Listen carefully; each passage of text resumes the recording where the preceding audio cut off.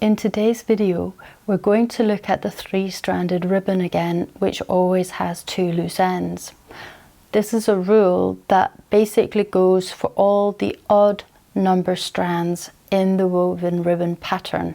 So whenever you have an odd number of strands in your woven ribbon, either 3, 5, 7, 9, and so on, when you have that odd number of strands, then you're going to have two loose ends. But let's have a look at it again, and let's just start off with working with just two rows of dots. So in this first one here, what I want to show you is that we're weaving through our pattern diagonally, like so, and here are the two loose ends. We're starting here, always in front of the first dot on the bottom row, and then moving diagonally through our pattern, and here's the other loose end.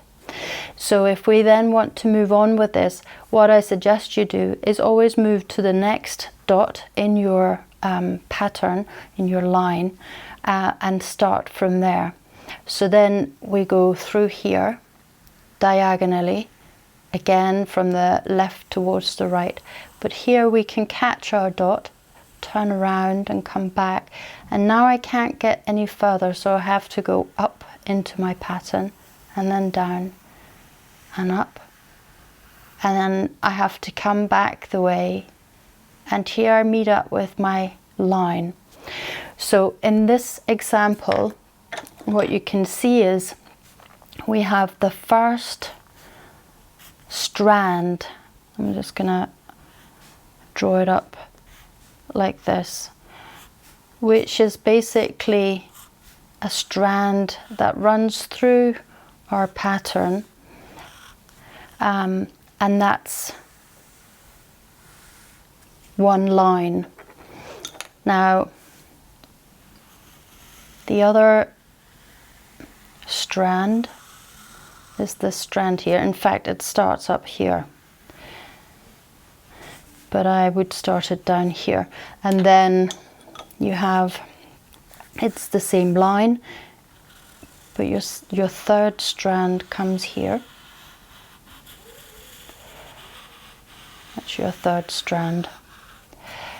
So three strands, but drawn in two lines.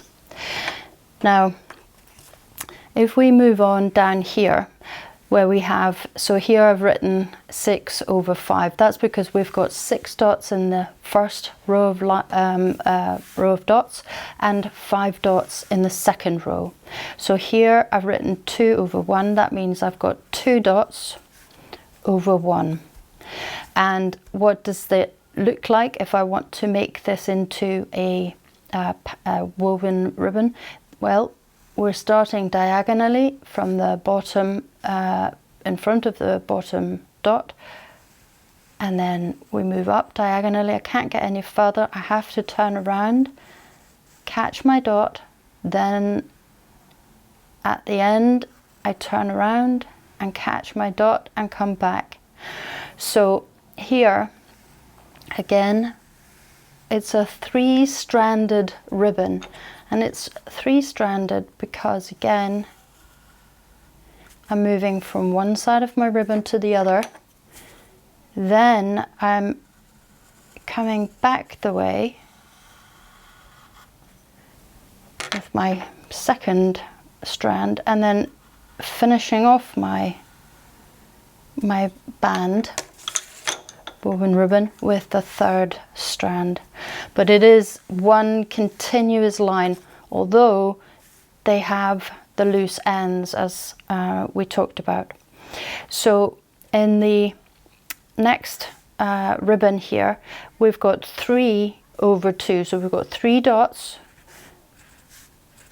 over 2, and again we have 2 loose ends, and then I would start again, I would start in front of my next dot in the bottom row, move up till I can't get further, then turn around,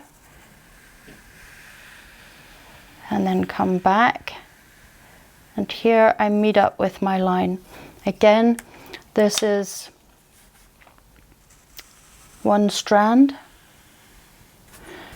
and then we have our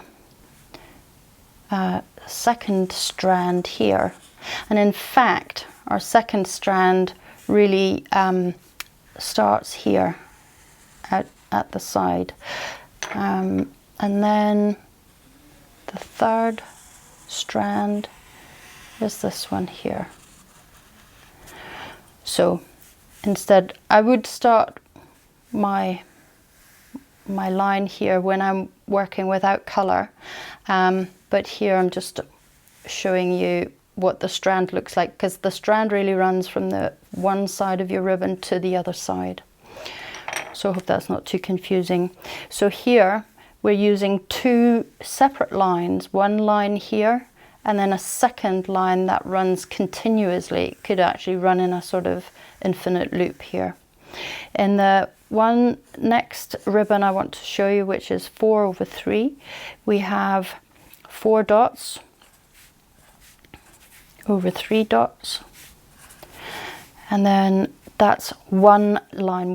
We can draw this ribbon with one line, one continuous line. So we're moving through our band here. We can't get any further here towards the end, so we turn around and come back the way,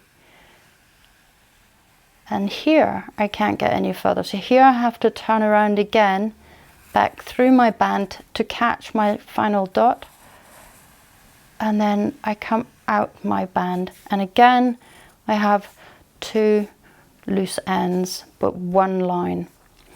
So I'll just draw that up so that you can see the different strands.